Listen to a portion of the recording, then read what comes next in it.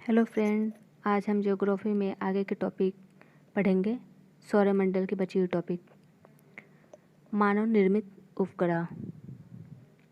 विश्व का पहला मानव निर्मित उपग्रह स्पुतनिक फर्स्ट है। इसे सन 1957 में सोवियत संघ रूस द्वारा छोड़ा गया था। भारत का पहला मानव निर्मित उपग्रह आर्यभट्ट था, जिसे 1975 में रूस द्वारा छोड़ा गया था। उल्कापिंड। क्षुद्र ग्रह जब मंगल के आकर्षण शक्ति द्वारा मंगल की ओर बढ़ते हैं, यदि उस आकाशीय पिंड को मंगल तक पहुंचने में जो समय लगता है, उतने समय में यदि मंगल अपनी कक्षा में आगे बढ़ जाता है, तब आकाशीय पिंड पृथ्वी की तरफ बढ़ जाता है, जिससे घर्षण के द्वारा प्रकाश उत्पन्न होता है। उसे ही टूटता हुआ तारा कहते हैं।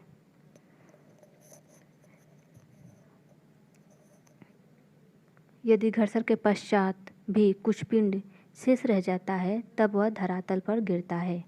उसे उल्कापिंड कहते हैं। जैसे जो तारा गिरते हैं उसमें शेष रह जाते हैं, जो धरातल पर गिरते हैं, उसे उल्कापिंड कहते हैं।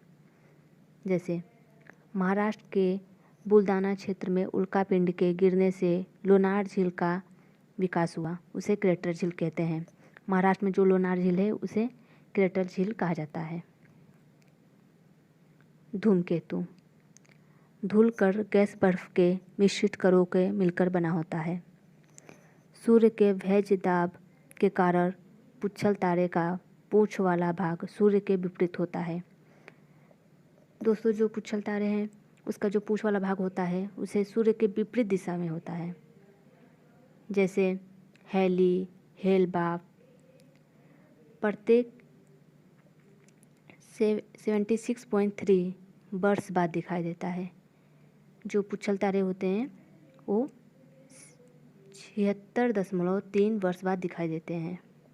पिछली बार 1886 में देखा गया था, और अब जब देखा जाएगा 2062 में देखा जाएगा। 2062 में इसे फिर से देखा जाएगा। तारा, स्टार। वे सभी आकाशीय पिंड जिसमें स्वयं का प्रकाश होता तारे कहलाते हैं। जो स्वयं से उत्पन्न होते हैं उसे तारे कहते हैं।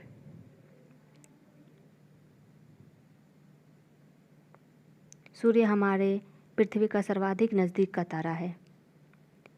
प्राकिस्मा सेंचुरी सूर्य के सबसे नज़दीक का तारा है। सूर्य के सतह का तापमान 6000 डिग्री सेल्सियस है। साइरस सबसे चमकीला तारा है। हमारे सौरमंडल का मुखिया सूर्य है। वायु व पवन। विभिन्न प्रकार के गैसों का वह मिश्रण जो लंबवत व क्षैतिज दोनों रूपों में चतुर्दिक प्रवाहित होती है, वायु कहलाती है। जबकि वायु की वह अपार राशि जो क्षैतिज रूप में एक दिशी होकर प्रवाहित होती है, पवन कहलाती है। दाबांतर, दाब प्रवणता। किन्हीं दो स्थानों के बीच दाब में दाबांतर को दाब प्रवणता कहते हैं।